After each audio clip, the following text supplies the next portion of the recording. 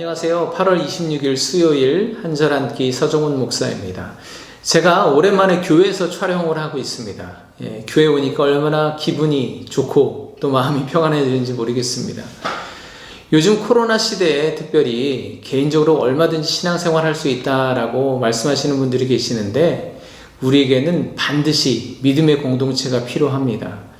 혼자서는 누릴 수 없는 공동체 안에서만 누릴 수 있는 하나님의 은혜가 얼마나 크고 또 그 안에서 개인의 신앙의 성숙도 이루어지는 것을 우리는 경험해 볼 수가 있는 거죠. 로마서를 통해서 사도 바울은 그렇게 믿음의 공동체 안과 밖에서 우리가 어떻게 사랑하며 살아가야 하는지를 말씀하고 있습니다. 네, 오늘 본문이 14장 13절부터 23절까지 말씀인데요. 생명의 삶 PT책에 보면 제목이 이렇게 붙어 있습니다. 믿음의 걸림돌과 디딤돌. 네, 참 제목을 잘 지은 것 같습니다. 그렇죠.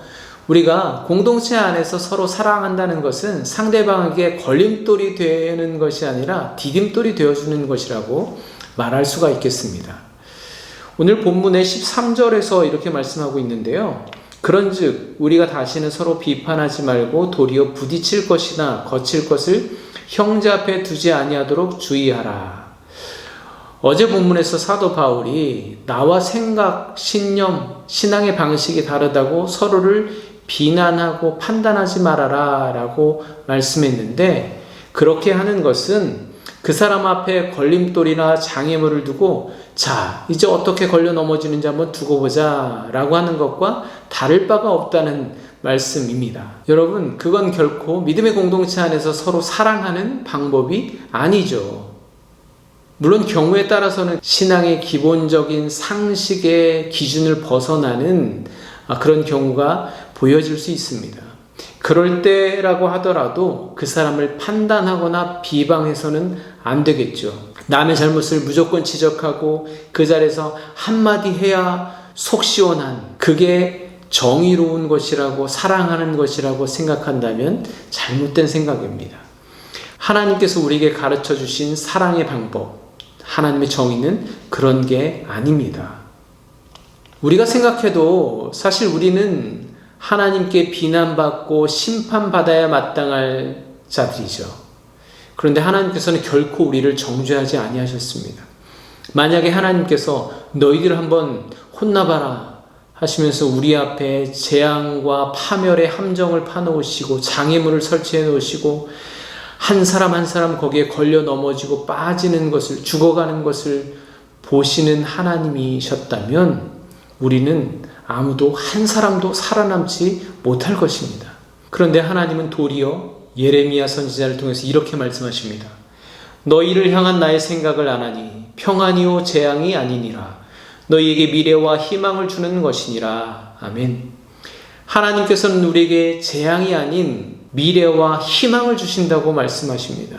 하나님은 우리에게 정죄와 심판 대신 더 사랑하시고 더 희생하심으로 우리의 발걸음을 재앙에서 생명의 소망으로 옮기도록 해주셨습니다. 그게 바로 하나님의 사랑이고 하나님의 정의이죠.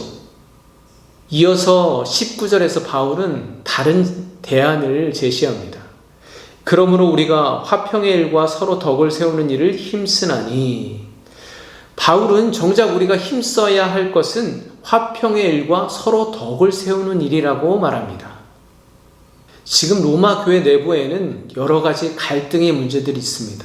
그렇지만 교회의 본질, 복음의 본질을 감안하고 본다면 그것들은 아주 사소한 문제들입니다. 그런 사소한 것들 때문에 형제를 잃어버리기보다는 교회의 본질, 복음의 본질이 무엇인지 기억하라는 것입니다. 에베소서에서 바울은 교회의 본질, 복음의 본질을 이렇게 말씀합니다. 그는 우리의 화평이신지라 둘로 하나를 만드사 원수된 것 곧 중간에 막힌 담을 자기 육체로 허시고 또 십자가로 이 둘을 한 몸으로 하나님과 화목하게 하려 하시니라. 원수된 것을 십자가로 소멸하시고 또 오셔서 먼데 있는 너희에게 평안을 전하시고 가까운 데 있는 자들에게 평안을 전하셨으니. 아멘.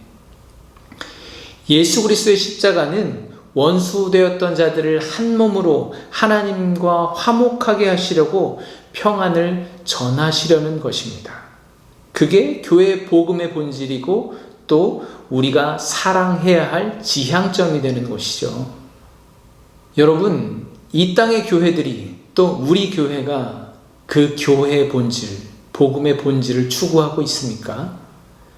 여러분들은 그렇게 복음의 본질을 추구하며 살아가고 계신가요? 사실 고백하기 좀 망설여지는 이야기인데요. 저는 가끔 그런 생각을 합니다. 저 사람은 좀 교회 안 나왔으면 좋겠다. 저 사람은 하나님께 한번 혼나고 정신 차렸으면 좋겠다라는 생각을 가끔 할 때가 있습니다. 네. 어떻게 목사가 저렇게 생각할 수 있나? 네, 여러분들이 비난하신다면 달게 받겠습니다. 믿는 자로 살아가는 게 쉽지 않습니다. 하나님을 사랑하는 것도 쉽지 않은데 내 이웃과 형제를 사랑하는 것 결코 쉽지 않습니다.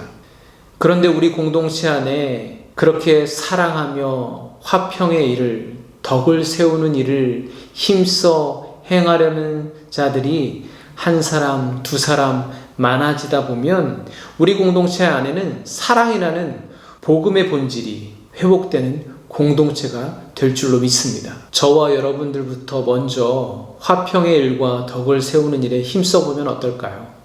어떻게 하면 화평케 하고 또 덕을 세울 수 있는지 맞대어 고민해보고 기도해보면 어떨까요? 함께 기도하겠습니다.